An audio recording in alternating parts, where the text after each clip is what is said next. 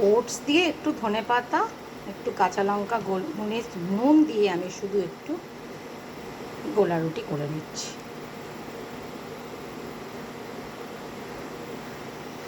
একটু ঘি দিয়ে দিলাম।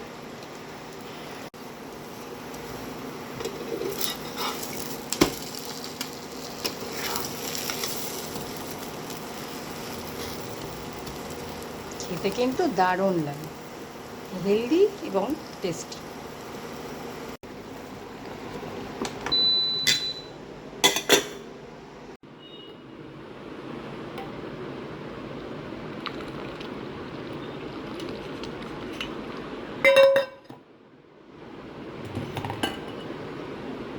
খিদে পেয়েছে, চলে এলাম ব্রেকফাস্ট করতে।